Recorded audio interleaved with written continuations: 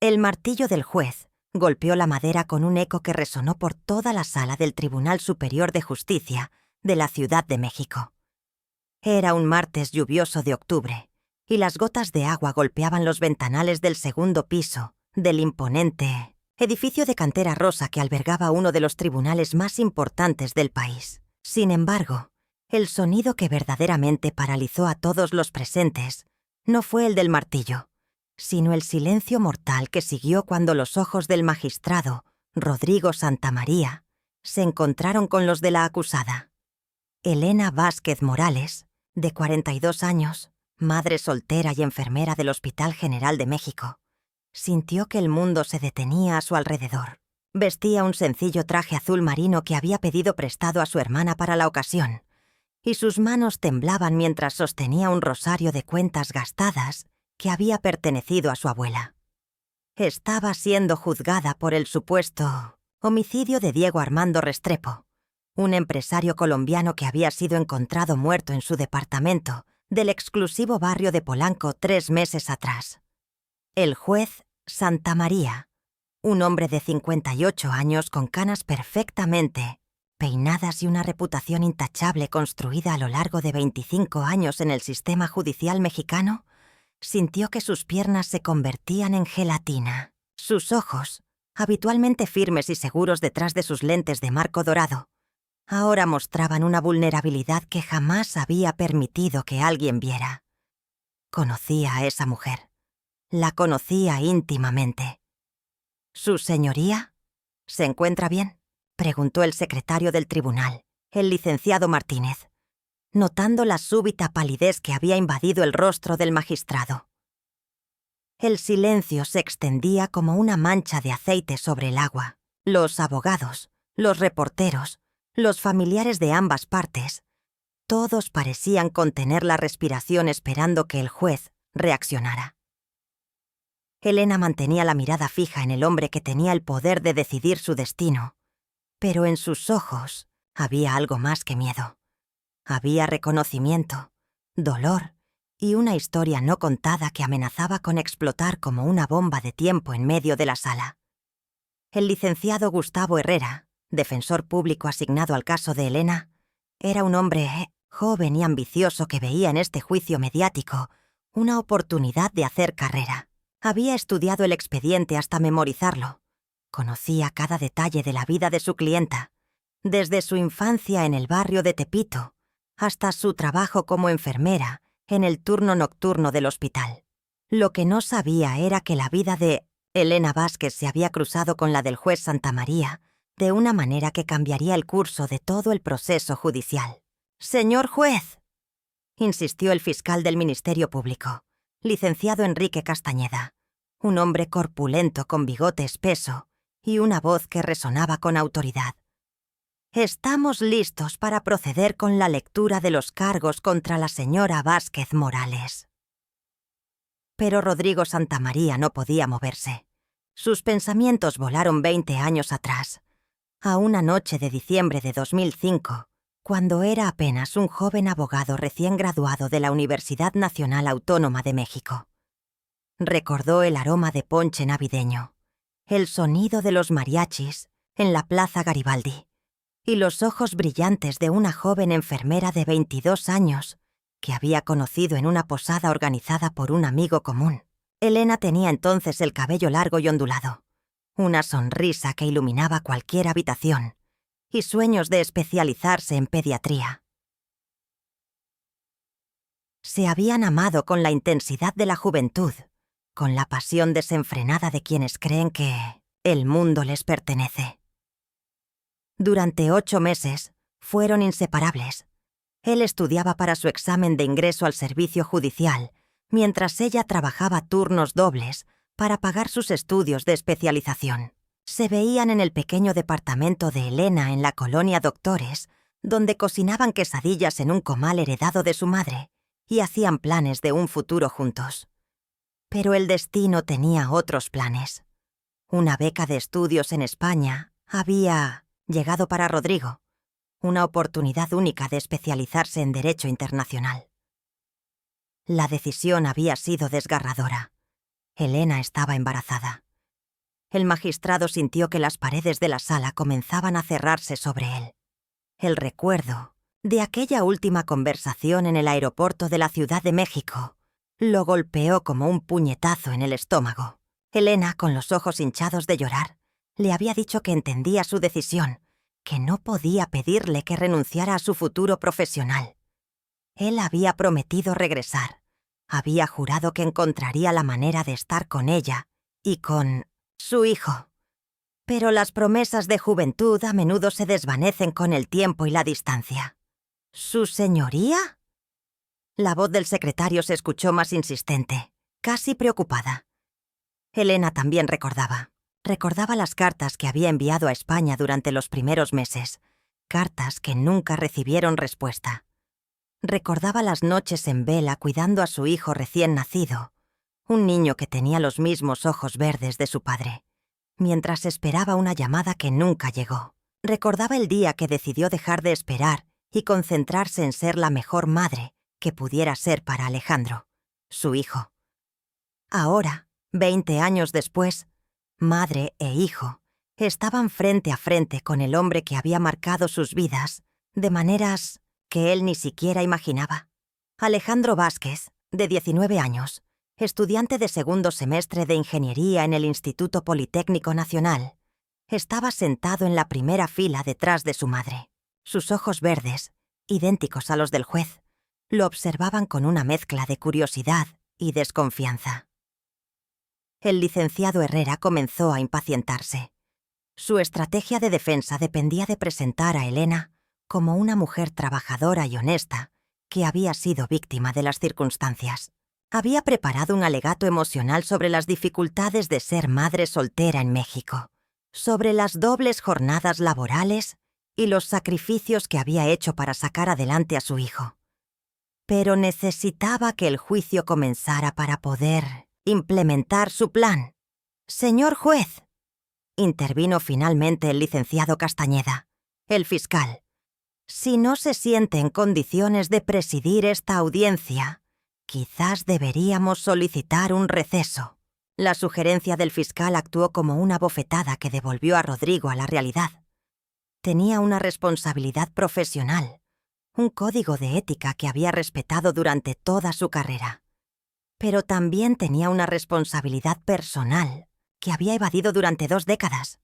Sus ojos se encontraron nuevamente con los de Elena, y en esa mirada silenciosa se comunicaron 20 años de preguntas sin responder, de dolor acumulado, de caminos que se habían bifurcado hasta este momento imposible.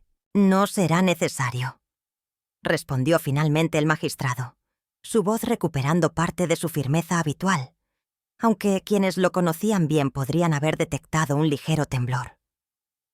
«Procederemos con la lectura de los cargos.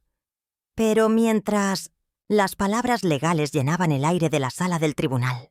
Tanto Elena como Rodrigo sabían que este juicio sería mucho más que la determinación de la culpabilidad o inocencia en un caso de homicidio. Sería el ajuste de cuentas con un pasado que había permanecido enterrado, la confrontación con decisiones que habían moldeado 2 vidas de maneras irreversibles, y el inicio de una verdad que tendría consecuencias devastadoras para todos los involucrados. El destino, caprichoso y cruel, había puesto frente a frente al hombre que había huido de sus responsabilidades y a la mujer que había cargado sola con las consecuencias. Y en el medio de esta tormenta emocional, un caso de asesinato esperaba resolución, mientras las bases mismas de la justicia se tambaleaban ante la complejidad de las relaciones humanas. La lluvia seguía golpeando los cristales, como si el cielo mismo llorara por las decisiones que estaban a punto de tomarse en esa sala donde el pasado y el presente colisionaban con la fuerza de un huracán. El receso de 15 minutos que había solicitado el juez Santamaría se extendía más de lo habitual. En su despacho privado, ubicado en el 3er piso del edificio del tribunal, Rodrigo caminaba de un lado al otro como un león enjaulado. Las paredes estaban decoradas con diplomas, reconocimientos y fotografías de su distinguida carrera judicial. Una imagen particularmente prominente mostraba el momento en que había recibido la presea al mérito judicial, 3 años atrás, de manos del presidente de la República. Pero ahora, todas esas glorias parecían insignificantes ante la bomba emocional que acababa de explotar en su vida. Su secretaria personal, la licenciada Carmen Solís, una mujer de mediana edad que había trabajado con él durante los últimos 10 años, golpeó suavemente la puerta antes de entrar. Conocía a su jefe lo suficiente como para saber cuándo algo extraordinario estaba sucediendo, y la expresión que había visto en su rostro durante la audiencia no tenía precedentes. Su señoría, el licenciado Martínez, pregunta si necesita más tiempo, dijo Carmen, observando con preocupación cómo Rodrigo se aflojaba la corbata de seda italiana que siempre llevaba a las audiencias importantes. ¿Has revisado el expediente del caso Vázquez Morales?, preguntó Rodrigo de manera abrupta, evitando la pregunta de su secretaria. Carmen asintió. Por supuesto, señor, como siempre hago antes de cada juicio. ¿Hay algo específico que necesite revisar? Rodrigo se detuvo frente a la ventana que daba hacia el Zócalo capitalino. Desde esa altura podía ver la Catedral Metropolitana, el Palacio Nacional y las miles de personas que transitaban por la Plaza Central de México como hormigas, laboriosas. Se preguntó cuántas de esas personas llevaban secretos que podrían destruir sus vidas si salieran a la luz. Háblame de la acusada, sus antecedentes, su historia personal, murmuró sin voltear a ver a Carmen. La secretaria abrió el folder que había traído consigo. Elena Vázquez Morales, 42 años, nacida en el Distrito Federal el 15 de marzo de 1983. Madre soltera de un hijo de 19 años, llamado Alejandro. Trabaja como enfermera en el Hospital General desde hace 15 años. No tiene antecedentes penales. Vive en un departamento modesto en la colonia Doctores que comparte con su hijo y su madre, de 70 años, la señora Esperanza Morales. Cada palabra era como un alfiler que se clavaba en el corazón de Rodrigo. La colonia Doctores, el mismo lugar donde se habían conocido, donde habían compartido tantos momentos íntimos, donde habían soñado con un futuro que él había abandonado por ambición profesional. ¿Y el hijo?, preguntó, aunque sabía que la respuesta podría ser devastadora. Carmen pasó la página. Alejandro Vázquez, 19 años, estudiante del Instituto Politécnico Nacional. Según los reportes sociales anexos al caso, es un joven ejemplar. Excelente estudiante. Trabaja medio tiempo como mesero en un restaurante de la zona rosa para ayudar con los gastos familiares. En el expediente dice que nunca conoció a su padre. Rodrigo cerró los ojos con fuerza. Alejandro. Su hijo tenía nombre, tenía una vida, tenía sueños y aspiraciones, y él no había sido parte de nada de eso. Mientras tanto, en la sala de abogados destinada a la defensa, Elena se encontraba sentada frente a su abogado de oficio, el licenciado Gustavo Herrera. Este joven abogado de 32 años había notado algo extraño en el comportamiento de su clienta durante la audiencia, pero no podía identificar exactamente qué era. «Señora Vázquez, necesito que me diga la verdad», comenzó Gustavo, ajustándose los lentes de pasta negra que le daban un aire intelectual. «¿Conoce usted al juez Santamaría de antes? Porque su reacción cuando la vio fue inusual». Elena mantenía la mirada fija en sus manos, que no dejaban de temblar. El rosario de su abuela seguía enredado entre sus dedos, como un salvavidas. «Hace muchos años, licenciado. Hace mucho tiempo. ¿Qué tipo de relación tenían? Esto podría ser crucial para el caso. Si existe algún tipo de conflicto de interés, el juez debería excusarse de llevar el juicio». La pregunta flotó en el aire como humo espeso. Elena sabía que revelar la verdad sobre su pasado con Rodrigo Podría cambiar el rumbo del juicio, pero también sabía que hacerlo significaría exponer a Alejandro a una verdad que había decidido ocultarle durante toda su vida. Su hijo creía que su padre había muerto en un accidente cuando él era bebé. Era una mentira piadosa que había preferido mantener antes que explicar por qué su padre los había abandonado. «Es complicado, licenciado», murmuró Elena. «Preferiría no hablar de eso». Gustavo se inclinó hacia adelante, su instinto de abogado detectando que había algo importante bajo la superficie. «Señora Vázquez, usted está acusada de homicidio.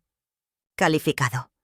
Si es declarada culpable, podría pasar entre 20 y 40 años en prisión. No es momento para secretos».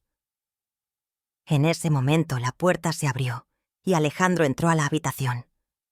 El joven tenía el cabello negro ondulado como su madre, pero sus ojos verdes brillantes eran inconfundiblemente diferentes. Llevaba una playera blanca sencilla y jeans desgastados, la ropa típica de un estudiante universitario que tiene que cuidar cada peso. «Mamá, ¿estás bien? Te vi muy nerviosa allá adentro», dijo Alejandro, sentándose junto a su madre y tomando su mano libre. Elena sintió que su corazón se partía en dos. Su hijo, su razón de vivir, su motivación para seguir adelante todos estos años. La miraba con una confianza absoluta. Creía en su inocencia sin cuestionamientos, tal como había creído la historia sobre su padre durante toda su vida. Gustavo observó a madre e hijo, y algo en los ojos verdes del joven le resultó familiar, aunque no podía ubicar exactamente qué era. «Alejandro, ¿verdad? Tu madre me estaba contando sobre su pasado. Cualquier información puede ser útil para su defensa». «Mi mamá es la persona más honesta que conozco», dijo Alejandro con firmeza. «Nunca haría daño a nadie. Toda su vida ha sido dedicada a cuidar enfermos en el hospital y a cuidarme a mí. Quien diga lo contrario está mintiendo». La devoción de su hijo hacia ella hizo que Elena sintiera una punzada de culpa aún más profunda. Había criado a un joven noble y recto, pero lo había hecho sobre la base de una mentira, y ahora esa mentira estaba a punto de explotar de la manera más pública y humillante posible. «Cuéntame sobre Diego Restrepo», pidió Gustavo, cambiando de tema al ver que no obtendría más información sobre el pasado de Elena. «¿Cómo lo conociste?» Elena suspiró profundamente. Esta era una historia que sí podía contar sin complicaciones adicionales. Diego era paciente del hospital. Tenía problemas cardíacos crónicos. Venía regularmente para sus chequeos y tratamientos. Era un hombre muy solitario. Colombiano, sin familia en México. Con el tiempo desarrollamos una amistad. ¿Solo amistad?, preguntó Gustavo tomando notas en su libreta. Al principio sí, pero él comenzó a invitarme a cenar después de mis turnos. Era muy caballeroso, muy atento. Hacía años que nadie me trataba de esa manera. Alejandro apretó la mano de su madre. Sabía que ella había sacrificado cualquier posibilidad de rehacer su vida sentimental para concentrarse en criarlo. Había rechazado pretendientes, había dejado pasar oportunidades de ser feliz. Todo por él. Llegaron a tener una relación romántica, insistió el abogado. Elena asintió lentamente. Durante los últimos 6 meses. Pero no era amor verdadero. Era compañía, comprensión mutua. Ambos éramos personas solitarias que encontramos consuelo, el uno en el otro. ¿Y qué pasó la noche que murió? Esta era la pregunta que Elena había temido desde el momento de su arresto. La noche del 15 de julio había sido extraordinaria por razones que no tenían nada que ver con Diego Restrepo. Esa noche había recibido una llamada telefónica que había cambiado todo. «Habíamos cenado en su departamento», comenzó Elena, eligiendo sus palabras cuidadosamente. Yo había preparado mole poblano, su platillo mexicano favorito. Después de cenar, recibí una llamada telefónica. Era sobre un asunto personal. Muy delicado. Tuve que irme de inmediato. ¿Qué tipo de asunto personal? Elena miró a Alejandro y luego de nuevo a su abogado. Mi madre había tenido una emergencia médica. Tuve que llevarla al hospital. Era otra mentira piadosa. La llamada telefónica había sido de un investigador privado que había estado buscando yo durante meses por encargo de alguien del pasado. Alguien que quería saber qué había sido de Elena Vázquez y del hijo que había tenido 20 años atrás. Alguien que, después de construir una carrera exitosa en Europa y regresar a México como magistrado, había comenzado a sentir remordimiento por las decisiones de su juventud. La ironía era cruel y perfecta. Rodrigo Santamaría había contratado al investigador para encontrar a Elena y a su hijo. Y ahora, el destino había puesto a Elena frente a él en las circunstancias más terribles posibles. Como una mujer acusada de asesinato en su tribunal. ¿Y cuándo regresaste al departamento de Diego?, preguntó Gustavo. Al día siguiente, por la mañana. Quería disculparme por haber salido tan abruptamente, pero cuando llegué... Elena se detuvo, reviviendo el horror de encontrar el cuerpo de Diego en la sala de su departamento, rodeado de sangre. El tiempo se estaba agotando. Pronto tendrían que regresar a la sala del tribunal, donde Rodrigo tendría que tomar decisiones que afectarían no solo el curso de la justicia, sino el futuro de la única mujer que había amado verdaderamente y del hijo que nunca había conocido. La sala del tribunal había adquirido una tensión palpable cuando todos regresaron de su receso.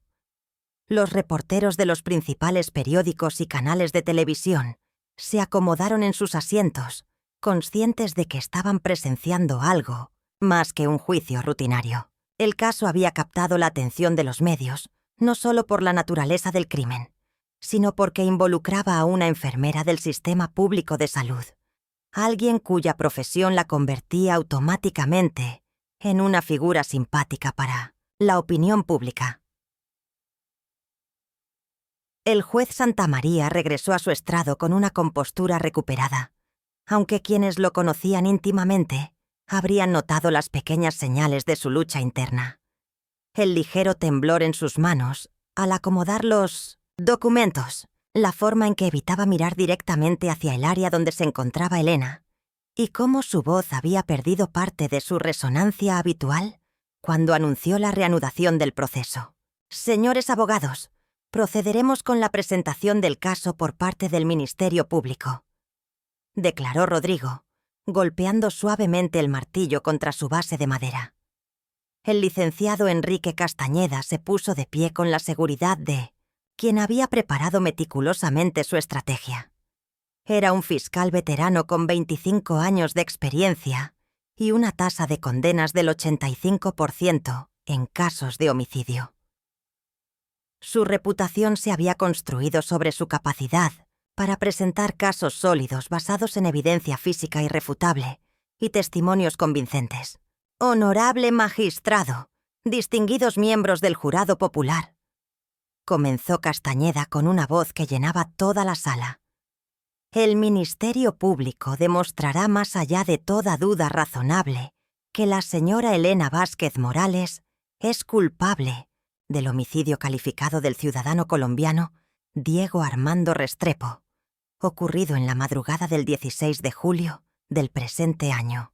Elena sintió que su estómago se contraía. Aunque había escuchado estos cargos antes, escucharlos nuevamente en presencia de Rodrigo, del hombre que había sido el amor de su juventud y el padre de su hijo, añadía una dimensión de horror que no había anticipado. Sus ojos se encontraron brevemente con los del magistrado, y en esa fracción de segundo, ambos revivieron momentos que habían permanecido enterrados durante décadas.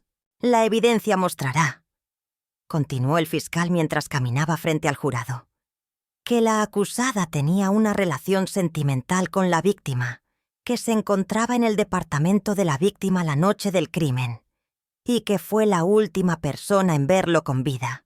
Más importante aún, demostraremos que la señora Vázquez tenía motivos suficientes para cometer este terrible acto.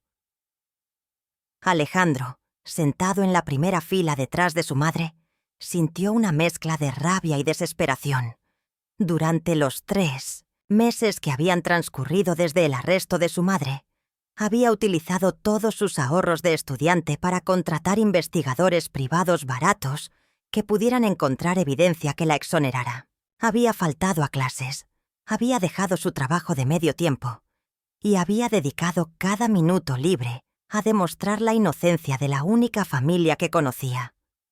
El fiscal continuó su alegato de apertura con la precisión de un cirujano. El señor Restrepo, de 54 años, era un empresario exitoso dedicado a la importación de productos artesanales latinoamericanos. Había llegado a México hace 5 años y había establecido una empresa próspera con oficinas en 1900, la Ciudad de México, Guadalajara y Monterrey. Era un hombre discreto, sin enemigos conocidos, cuya única conexión con la violencia fue su desafortunada relación con la acusada.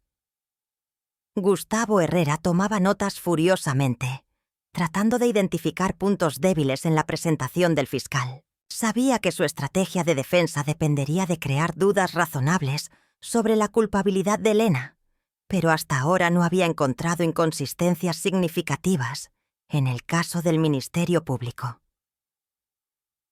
La autopsia reveló que el señor Restrepo murió debido a múltiples heridas de arma blanca en el torso y el cuello. Continuó Castañeda, mostrando fotografías del lugar del crimen que hicieron que varios miembros del jurado desviaran la mirada. El arma del crimen, un cuchillo de cocina de 20 centímetros, fue encontrada en el departamento con las huellas dactilares de la acusada, claramente impresas en el mango. Elena cerró los ojos, recordando con horror el momento en que había encontrado el cuerpo de Diego. Había tocado el cuchillo instintivamente, tratando de ayudar aunque ya era demasiado tarde. Esa decisión irracional, motivada por el shock y la desesperación, se había convertido en la principal evidencia en su contra. Rodrigo observaba cada detalle de la presentación del fiscal, pero su mente luchaba constantemente contra los recuerdos que se agolpaban sin control. Recordaba la primera vez que había visto a Elena sonreír durante una posada navideña en casa de su amigo Carlos Mendoza. Ella llevaba un vestido rojo sencillo y tenía una flor de Nochebuena prendida en el cabello. Su risa era contagiosa, su forma de hablar llena de pasión cuando describía su trabajo en el hospital, sus sueños de especializarse en cuidados intensivos pediátricos. El móvil del crimen, continuó el fiscal, se relaciona directamente con las presiones económicas que enfrentaba la acusada. Los registros bancarios muestran que la señora Vázquez tenía deudas significativas relacionadas con los gastos médicos de su madre anciana y los costos de la educación universitaria de su hijo.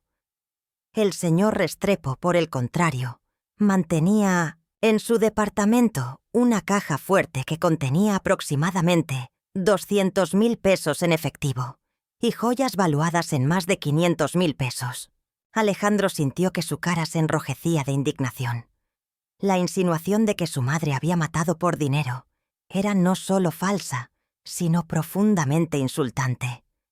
Elena había trabajado turnos dobles durante años para mantener a flote a su familia sin nunca quejarse, sin nunca tomar atajos, sin nunca pedir ayuda a nadie. Después del crimen, prosiguió Castañeda, la acusada intentó crear una coartada alegando que había salido del departamento de la víctima debido a una emergencia familiar. Sin embargo, los registros hospitalarios no muestran que su madre, la señora Esperanza Morales, haya sido admitida en ningún hospital de la ciudad esa noche. Esta afirmación golpeó a Elena como un rayo.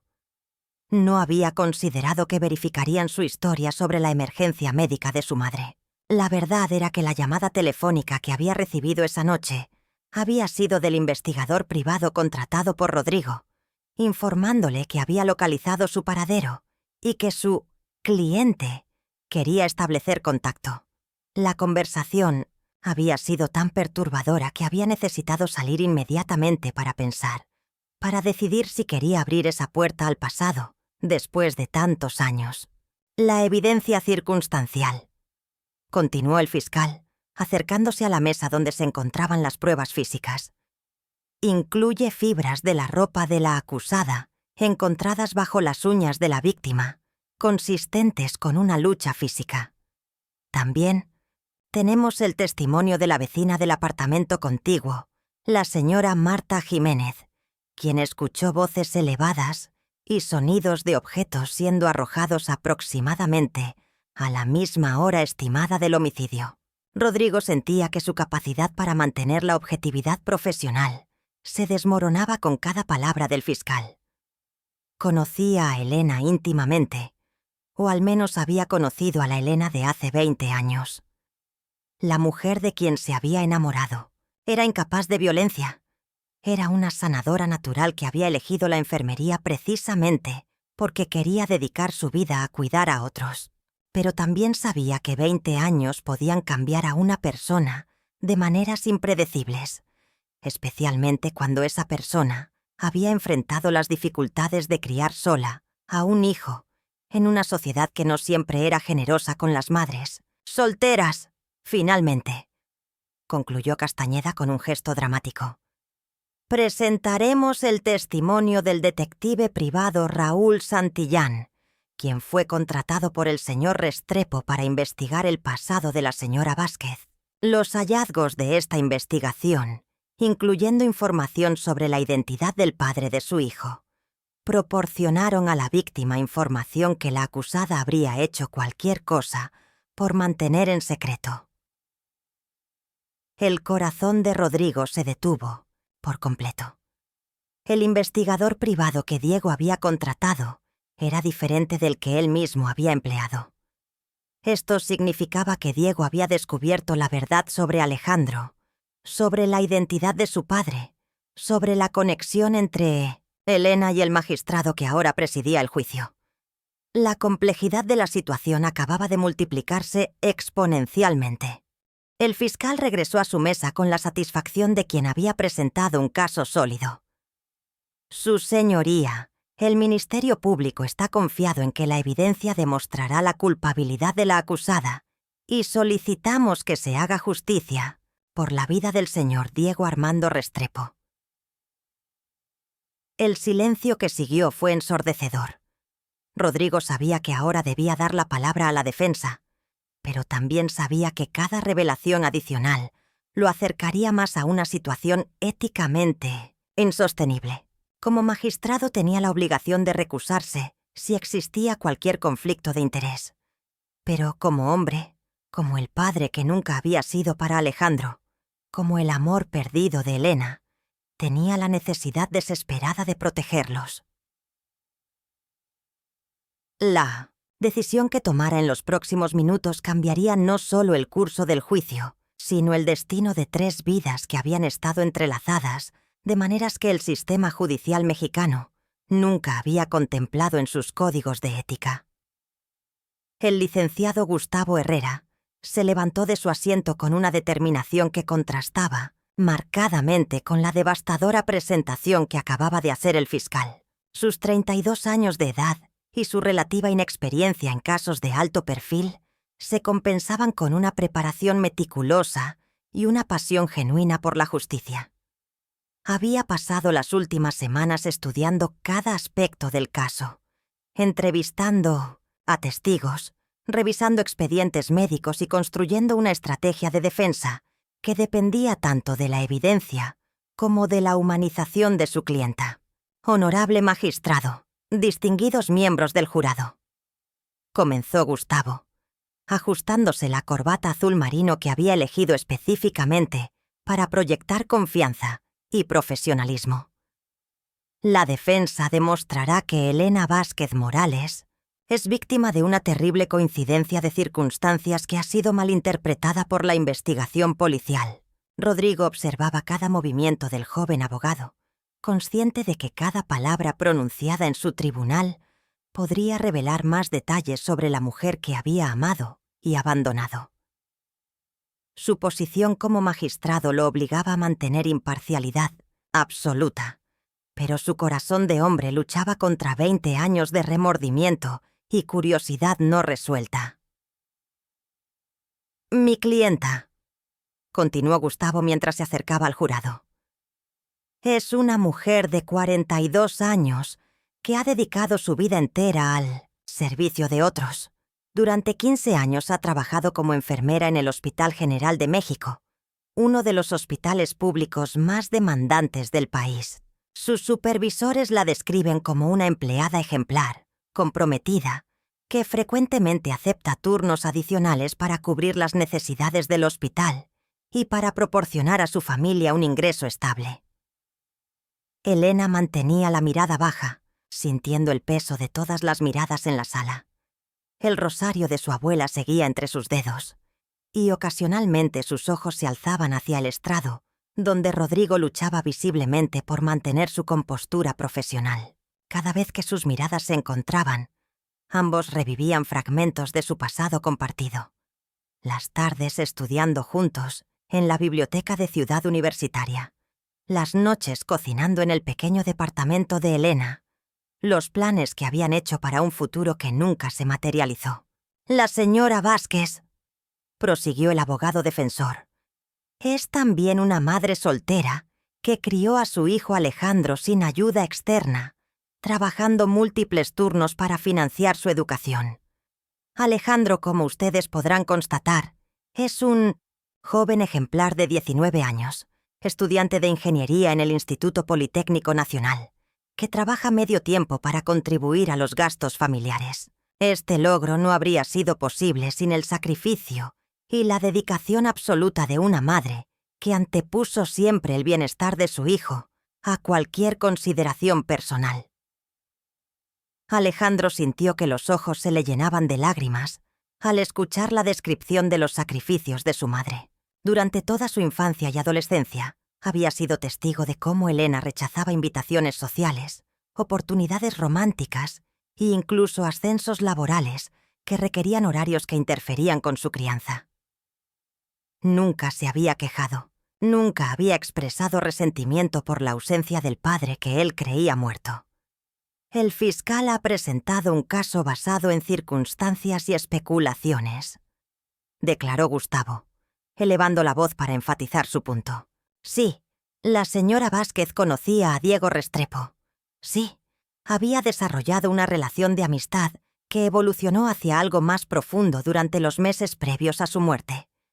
Pero conocer a alguien, incluso tener una relación romántica con esa persona, no constituye evidencia de homicidio». El joven abogado se dirigió hacia la mesa donde estaban exhibidas las pruebas físicas del caso. «Respecto a las huellas dactilares encontradas en el arma del crimen, la defensa no niega que mi clienta tocó el cuchillo. Lo que la defensa afirma es que lo tocó en un intento desesperado de ayudar a Diego Restrepo cuando lo encontró herido en su departamento la mañana siguiente al crimen». Esta afirmación causó un murmullo en la sala. Varios reporteros intercambiaron miradas, reconociendo que la defensa estaba presentando una versión de los eventos que no había sido mencionada en los reportes policiales iniciales. Rodrigo se inclinó hacia adelante, su interés profesional, genuino compitiendo con su interés personal. Como magistrado experimentado, sabía que las mejores defensas frecuentemente introducían elementos nuevos que ponían en duda la narrativa de la fiscalía. Pero como el hombre que había conocido íntimamente a Elena, se preguntaba cuánto de esta nueva versión era verdad y cuánto era estrategia legal. «Mi clienta», continuó Gustavo, regresando a su posición frente al jurado, «salió del departamento de Diego Restrepo aproximadamente a las 11 de la noche del 15 de julio, debido a una llamada telefónica urgente. Aunque es cierto que su madre no fue hospitalizada esa noche, la llamada se relacionaba con una situación familiar delicada que mi clienta prefiere mantener privada, como es su derecho. Elena cerró los ojos, sabiendo que su abogado estaba navegando cuidadosamente alrededor de la verdad. La llamada había sido del investigador privado contratado por Rodrigo, pero revelar esa información significaría exponer la conexión entre ella y el magistrado que presidía el juicio, lo que resultaría en la recusación de Rodrigo y posiblemente en un escándalo que destruiría la carrera judicial de él y la privacidad de Alejandro. Cuando mi clienta regresó al departamento del señor Restrepo la mañana siguiente, prosiguió Gustavo, lo encontró gravemente herido, pero aún con vida. En un acto instintivo de su entrenamiento médico, tomó el cuchillo para apartarlo y evaluar las heridas, con la esperanza de poder proporcionar primeros auxilios. Desafortunadamente, las heridas eran demasiado severas y el señor Restrepo falleció antes de que pudiera hacer algo para salvarlo. Esta versión de los eventos pintaba un escenario completamente diferente al presentado por la Fiscalía, o en lugar de un homicidio premeditado motivado por dinero y secretos, la defensa presentaba una tragedia en la que Elena había sido víctima de circunstancias desafortunadas. Respecto al supuesto móvil económico, continuó el abogado, su voz adquiriendo un tono más firme. Es cierto que mi clienta enfrentaba presiones financieras, como millones de mexicanos que trabajan en el sector público de salud, con salarios insuficientes para cubrir las necesidades básicas de sus familias. Sin embargo, jamás tomó un solo peso del departamento de Diego Restrepo. La caja fuerte permaneció intacta, las joyas no fueron tocadas, y su cartera con más de 5,000 pesos, en efectivo, estaba sobre la mesa de la cocina, visible y accesible. Este punto era particularmente fuerte para la defensa. Si Elena hubiera matado por dinero, habría tomado los objetos de valor disponibles. El hecho de que nada hubiera sido sustraído del departamento contradecía la teoría del fiscal sobre el móvil económico. En cuanto al testimonio de la vecina, la señora Marta Jiménez, dijo Gustavo, consultando sus notas, la defensa presentará evidencia de que esta testigo tiene problemas auditivos documentados y que frecuentemente confunde sonidos provenientes de otros departamentos debido a la mala acústica del edificio.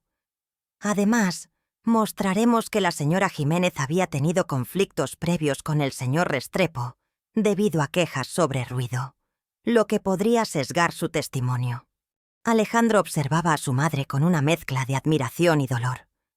Durante los 3 meses de proceso legal, Elena había mantenido una fortaleza extraordinaria, preocupándose más por el impacto del juicio en la vida de él que en sus propias perspectivas de libertad. Había insistido en que continuara sus estudios, que mantuviera sus calificaciones, que no sacrificara su futuro por la pesadilla legal que ella enfrentaba. Más importante aún, declaró Gustavo, acercándose al clímax de su alegato de apertura, la defensa demostrará que Diego Restrepo tenía enemigos que el Ministerio Público no ha investigado adecuadamente. Sus negocios de importación lo ponían en contacto con proveedores y competidores que podrían haber tenido motivos para hacerle daño. La investigación policial, lamentablemente, se enfocó prematuramente en mi clienta sin explorar estas otras posibilidades. Esta afirmación sobre líneas de investigación no exploradas era una táctica común en casos de defensa, pero Gustavo había hecho su tarea. Había contratado a un investigador privado económico que había descubierto información sobre disputas comerciales que Diego había tenido con algunos de sus socios colombianos, información que la policía no había considerado relevante. «Señores del jurado», concluyó Gustavo, regresando a su posición original.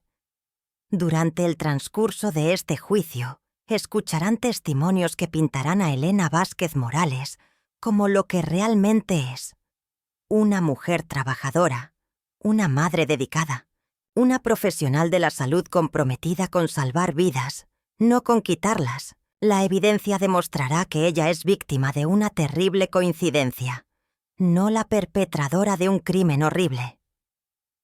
El abogado hizo una pausa, permitiendo que sus palabras resonaran en la sala. La defensa solicita que mantengan sus mentes abiertas, que evalúen toda la evidencia cuidadosamente y que al final de este proceso devuelvan a esta mujer inocente a los brazos de su hijo y a su trabajo de servir a la comunidad mexicana. Gustavo regresó a su asiento, satisfecho con su presentación pero consciente de que la verdadera batalla apenas comenzaba. Había presentado una narrativa alternativa creíble, pero sabía que tendría que respaldarla con testimonio sólido y evidencia convincente. Rodrigo observó cómo Elena respiraba profundamente al terminar el alegato de su defensor. Por un momento sus ojos se encontraron nuevamente, y en esa mirada él vio algo que no había esperado. No solo miedo por su futuro, sino una profunda tristeza por todo lo que había sido perdido, por todas las conversaciones que nunca habían tenido, por todas las decisiones que los habían llevado a este momento imposible. El magistrado sabía que ahora debía proceder con la presentación de testigos, pero también sabía que cada testimonio lo acercaría más a verdades que podrían destruir no solo su carrera, sino la vida de 3 personas cuyas historias estaban más entrelazadas de lo que nadie en esa sala podría imaginar. La mañana del segundo día de juicio amaneció con una llovizna persistente que convertía las calles de la Ciudad de México, en espejos grises que reflejaban el cielo plomizo. Elena había pasado la noche en vela en su celda temporal del reclusorio Oriente, repasando mentalmente cada detalle de los eventos que la habían llevado a esta situación. Sus compañeras de celda, mujeres que enfrentaban diversos cargos criminales, habían mostrado una solidaridad inesperada, compartiendo con ella sus escasas pertenencias y ofreciéndole consejos sobre cómo sobrevivir el sistema judicial mexicano. Alejandro había llegado temprano al tribunal, acompañado por su abuela, Esperanza, una mujer de 70 años cuya fortaleza había sido el pilar de la familia durante décadas. Doña Esperanza llevaba un vestido negro sencillo y un rebozo tejido que había pertenecido a su propia madre, y sus ojos, aunque cansados por la edad y la preocupación, mostraban una determinación férrea. Había criado a Elena cuando ésta quedó huérfana a los 15 años, y ahora estaba dispuesta a pelear por la libertad de su hija adoptiva, con la misma fiereza con la que había enfrentado todas las adversidades de su vida. «Mijo», le dijo a Alejandro mientras esperaban en el pasillo del tribunal, «tu mamá es inocente. Lo sé porque la conozco desde que era una chamaca. Nunca ha levantado la mano ni contra una mosca. Este juicio es una injusticia, pero la verdad siempre sale a la luz». Alejandro asintió, apretando la mano arrugada de su abuela. Durante los meses del proceso legal, había madurado de manera prematura, asumiendo responsabilidades que no correspondían a un joven de 19 años. Había aprendido a navegar el sistema legal mexicano, a hablar con abogados y funcionarios judiciales, a administrar los pocos recursos económicos de la familia, mientras su madre permanecía detenida. En su oficina, privada, el juez Rodrigo Santamaría se preparaba para el día más difícil de su carrera judicial. Había pasado las últimas horas de la madrugada revisando códigos de ética, precedentes legales y consultando discretamente con colegas sobre situaciones de conflicto de intereses. Sabía que su deber profesional era recusarse del caso, pero también sabía que hacerlo sin una explicación adecuada levantaría sospechas y posiblemente llevaría a investigaciones que podrían exponer la verdad sobre su relación pasada con Elena y la existencia de Alejandro. La secretaria Carmen Solís entró con una taza de café negro y el expediente del día. Su señoría, el primer testigo de la fiscalía, es el detective privado, Raúl Santillán. Según el orden de testimonio, será seguido por la vecina Marta Jiménez y luego por el forense que realizó la autopsia. Rodrigo asintió mecánicamente, pero sus pensamientos estaban en otra parte. El testimonio del detective privado sería particularmente peligroso, porque podría revelar información sobre la investigación que Diego Restrepo había encargado sobre el pasado de Elena. Si esa investigación había descubierto la identidad del padre de Alejandro, el testimonio podría exponer la conexión entre Elena y él de la manera más pública y devastadora posible. Cuando el tribunal se reanudó, la tensión en la sala era palpable. Los reporteros habían aumentado en número, atraídos por los rumores de que el caso contenía elementos más complejos de lo que inicialmente se había reportado. El fiscal Castañeda se levantó con la confianza de quien estaba a punto de presentar evidencia devastadora. Su señoría. La fiscalía llama a declarar al detective privado Raúl Santillán. Santillán era un hombre de mediana edad con el aspecto curtido de quien había pasado décadas investigando los secretos más oscuros de la sociedad mexicana. Vestía un traje gris modesto pero bien cuidado, y sus ojos tenían la expresión alerta de alguien acostumbrado a observar detalles que otros pasaban por alto. Al tomar asiento en el estrado de testigos, su mirada recorrió brevemente la sala antes de detenerse en Elena. «Señor Santillán», comenzó el fiscal, ¿puede describir la naturaleza del trabajo que Diego Restrepo le encargó? El señor Restrepo me contactó a principios de mayo de este año, respondió Santillán con una voz clara y profesional. Me pidió que investigara el pasado de Elena Vázquez Morales, específicamente información sobre el padre de su hijo Alejandro. Un murmullo recorrió la sala. Esta información no había sido mencionada en los reportes policiales iniciales, y su revelación añadía una dimensión completamente nueva al caso. Elena sintió que la sangre se drenaba de su rostro. La pesadilla que había temido durante 20 años estaba a punto de materializarse de la manera más pública posible. Sus ojos se dirigieron instintivamente hacia Rodrigo, quien luchaba por mantener una expresión neutral mientras su mundo se desmoronaba internamente. ¿Qué descubrió durante su investigación?, continuó Castañeda. Santillán consultó un pequeño cuaderno que había sacado de su bolsillo.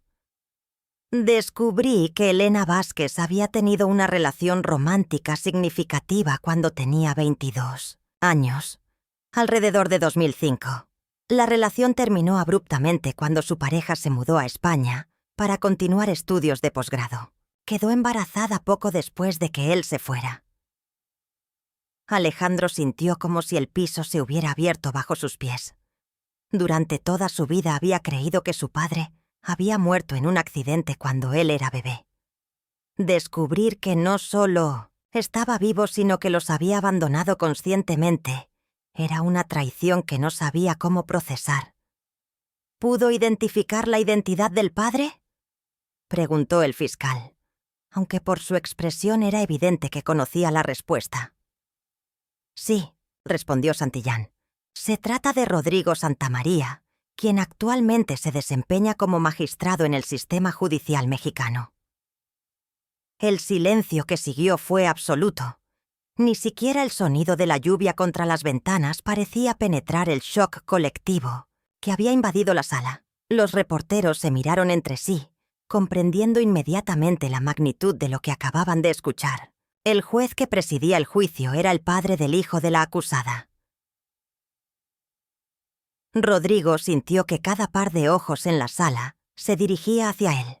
Su cuidadosamente construida carrera judicial, su reputación impecable, sus años de servicio honorable al sistema de justicia mexicano, todo se desmoronaba en un solo momento de revelación. «Su señoría», intervino inmediatamente el licenciado Gustavo Herrera, poniéndose de pie.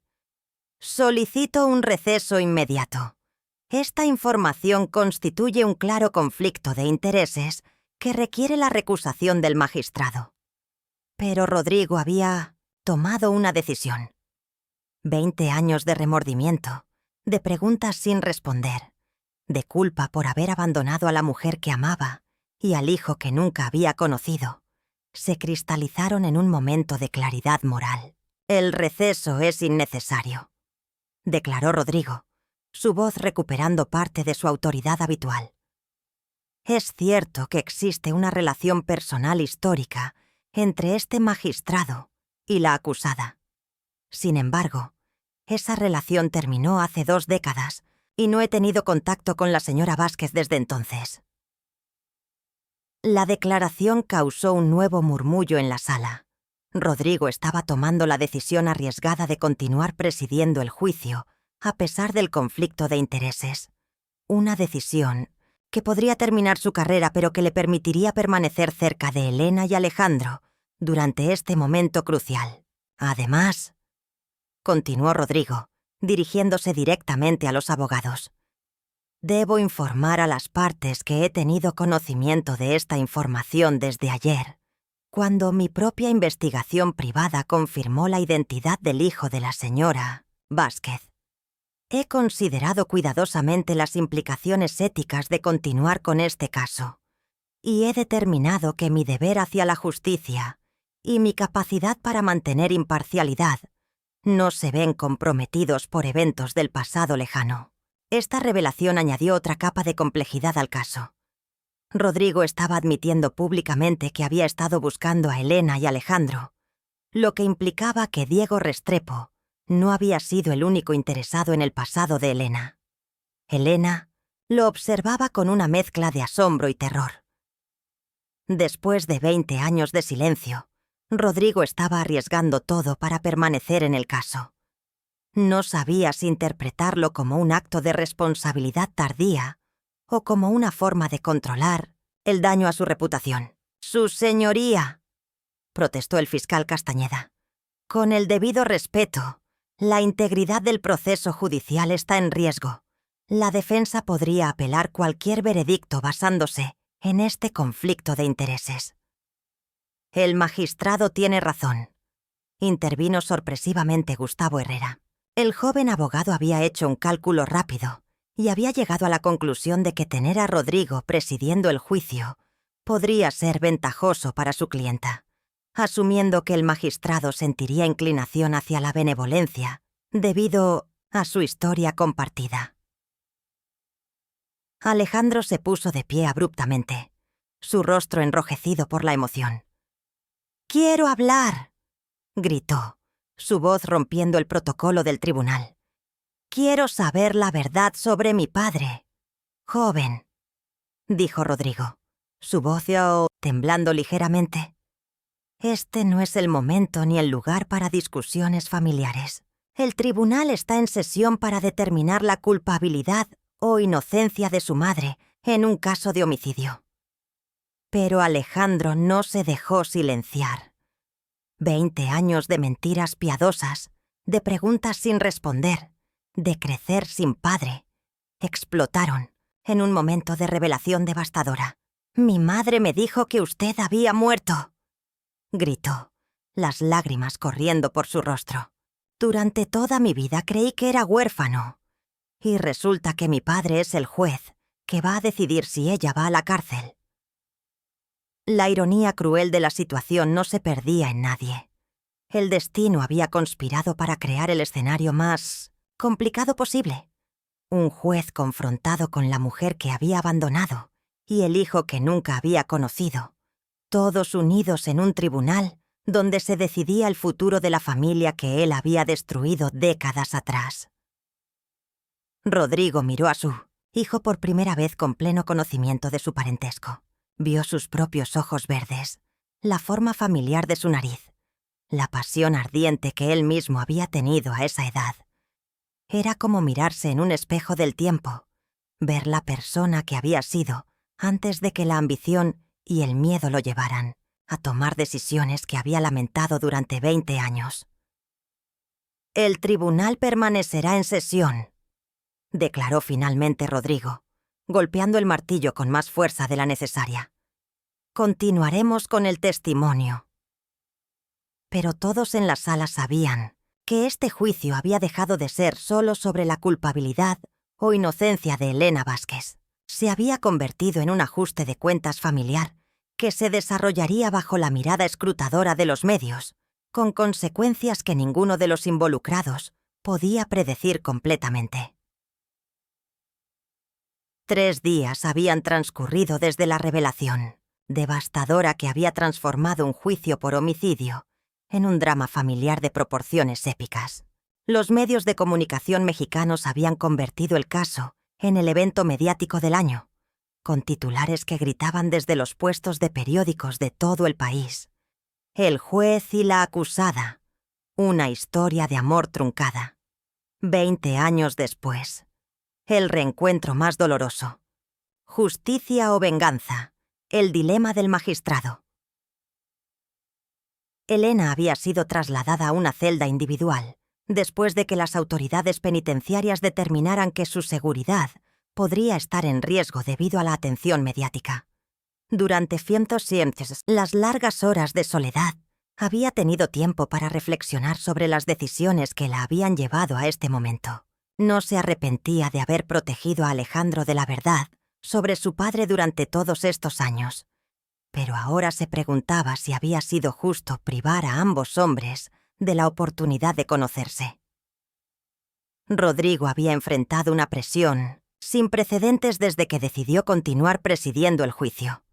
El Consejo de la Judicatura Federal había iniciado una investigación formal sobre su conducta, y varios colegas magistrados habían expresado públicamente su desaprobación por su decisión de no recusarse. Sin embargo, él permanecía firme en su determinación de ver el caso hasta su conclusión, impulsado por una mezcla de responsabilidad profesional y necesidad personal de hacer justicia, tanto legal como moralmente. Alejandro había faltado a clases durante toda la semana, incapaz de concentrarse en sus estudios de ingeniería, mientras su mundo se reconstruía con base en nuevas verdades. Había pasado horas en conversaciones difíciles con su abuela Esperanza, quien finalmente había revelado detalles sobre el pasado de Elena que había guardado en secreto durante décadas. La anciana le había contado sobre el amor profundo que su madre había sentido por Rodrigo, sobre las cartas sin respuesta enviadas a España, sobre las noches que Elena había llorado después de que él se fuera. El último día del juicio amaneció con un cielo despejado que contrastaba dramáticamente con la tormenta emocional que había caracterizado las audiencias previas. La sala del tribunal estaba abarrotada más allá de su capacidad normal, con reporteros de todo el país y espectadores que habían hecho fila desde la madrugada para presenciar el desenlace de esta historia extraordinaria. El momento decisivo llegó cuando Gustavo Herrera anunció que llamaría a Elena a declarar en su propia defensa, una decisión arriesgada que había tomado después de consultas extensas con su clienta. Elena había insistido en que quería contar su versión completa de los eventos, incluso si eso significaba exponer detalles dolorosos de su vida personal. «Señora Vázquez», comenzó Gustavo con voz suave cuando Elena tomó asiento en el estrado de testigos. «Cuéntele al tribunal qué pasó realmente la noche del 15 de julio». Elena respiró profundamente, consciente de que las siguientes palabras determinarían no solo su futuro legal, sino también el destino emocional de su familia. Sus ojos se encontraron brevemente con los de Rodrigo antes de dirigirse al jurado. Esa noche, Diego y yo habíamos cenado en su departamento como habíamos hecho muchas veces durante los meses anteriores. Comenzó Elena, su voz clara pero cargada de emoción. Él era un hombre bueno, solitario como yo, y habíamos encontrado compañía mutua. Pero esa noche estaba diferente, agitado, nervioso. Elena describió cómo Diego había mencionado que había contratado un investigador privado para conocer más sobre su pasado, explicando que quería asegurarse de que podían construir una relación sólida basada en honestidad completa. Me mostró un expediente con fotografías, documentos, información sobre mi vida que yo pensé que estaba enterrada para siempre. ¿Qué tipo de información?, preguntó Gustavo. «Información sobre el padre de Alejandro», respondió Elena, evitando mirar directamente hacia el estrado del juez. Diego había descubierto que Rodrigo Santamaría era el padre de mi hijo y que ahora era un magistrado prominente en el sistema judicial mexicano. La sala estaba en silencio absoluto. Cada palabra de Elena era absorbida por los presentes como si fuera una revelación sagrada. «Diego no me amenazó», continuó Elena, «pero me dijo que creía que Alejandro tenía derecho a conocer a su padre y que él tenía derecho a conocer a su hijo. Quería que contactara a Rodrigo y le revelara la verdad». Elena explicó que había entrado en pánico ante la perspectiva de disrumpir la vida que había construido cuidadosamente para proteger a Alejandro del dolor del abandono. «Le dije a Diego que necesitaba tiempo para pensar, para decidir cómo manejar la situación. Cuando recibí la llamada telefónica esa noche, era del investigador privado que Rodrigo había contratado para encontrarme a mí y a Alejandro». Esta revelación causó otra onda de shock en la sala. La coincidencia de que tanto Diego como Rodrigo hubieran contratado investigadores privados al mismo tiempo para explorar el mismo pasado parecía demasiado extraordinaria para ser creíble. Pero los documentos presentados como evidencia confirmaban la veracidad de ambas investigaciones paralelas. Salí del departamento de Diego porque necesitaba procesar esta información. Continuó Elena. Era como si el universo conspirara para forzar una confrontación que había evitado durante 20 años. Caminé por las calles de Polanco durante horas, tratando de decidir qué hacer. Elena describió cómo había regresado al departamento de Diego la mañana siguiente para continuar su conversación, solo para encontrarlo gravemente herido en el piso de la sala. Estaba consciente cuando llegué, pero apenas podía hablar. Había sangre por todas partes. Tomé el cuchillo para apartarlo y ver si podía ayudarlo, pero era demasiado tarde. «¿Diego le dijo algo antes de morir?», preguntó Gustavo. Elena cerró los ojos, reviviendo el momento más traumático de su vida. «Me dijo que habían sido 2 hombres, que habían venido preguntando por el expediente que tenía sobre mí. Cuando se negó a entregárselo, lo atacaron.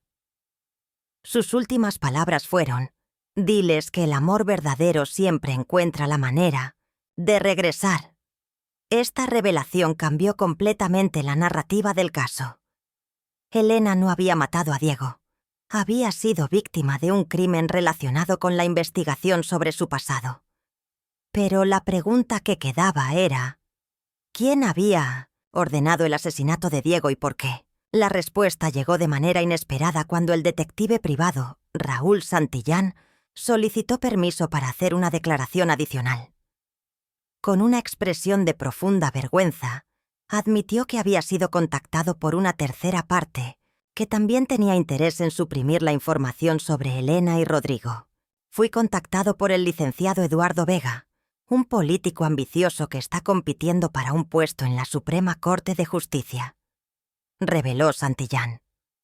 Vega sabía sobre la investigación de Diego y veía la información como una oportunidad para chantajear al magistrado Santamaría o para usar el escándalo para eliminar a un competidor en su carrera judicial. La confesión de Santillán desató una investigación inmediata que reveló que Vega había contratado sicarios para recuperar el expediente de Diego, con órdenes de eliminar cualquier evidencia que pudiera comprometer sus planes. Diego había sido asesinado no por Elena, sino por criminales profesionales que trabajaban para un político corrupto. Rodrigo escuchó toda la verdad con una mezcla de horror y alivio. Elena era inocente del crimen, pero ambos habían sido víctimas de una conspiración que había costado la vida de un hombre inocente y había destruido la privacidad que habían mantenido durante décadas. Cuando el jurado regresó con su veredicto de no culpable, la sala estalló en aplausos. Elena se desplomó en los brazos de su abogado, llorando de alivio después de meses de pesadilla legal. Pero el momento más significativo llegó cuando Rodrigo bajó de su estrado y se acercó a Elena y Alejandro. Por primera vez en 20 años, los 3 miembros de esta familia fragmentada estaban en el mismo espacio, libres para hablar sin las restricciones del protocolo judicial. «Elena», dijo Rodrigo, su voz quebrada por la emoción. Siento mucho todo lo que has tenido que pasar sola. Siento haber sido un cobarde cuando más me necesitabas. Elena lo miró con los ojos llenos de lágrimas, pero también con una fortaleza que había desarrollado a través de 2 décadas de criar sola a su hijo. Tomaste tu decisión hace 20 años, Rodrigo. Yo tomé la mía. Alejandro se convirtió en un hombre maravilloso sin ti. Alejandro observaba a sus padres con una expresión compleja, procesando emociones que no sabía cómo categorizar. No. Sé si puedo perdonarte, le dijo a Rodrigo. Pero mi madre me enseñó que todos merecemos una segunda oportunidad. Los 3 salieron del tribunal juntos, pero no como una familia reunida, sino como individuos que finalmente tenían la oportunidad de explorar qué tipo de relación, si alguna, querían construir. Elena regresó a su trabajo en el hospital, donde fue recibida como una heroína por sus colegas. Alejandro continuó sus estudios, pero ahora con una perspectiva más madura sobre la complejidad de las relaciones humanas. Rodrigo enfrentó las consecuencias de su decisión de permanecer en el caso.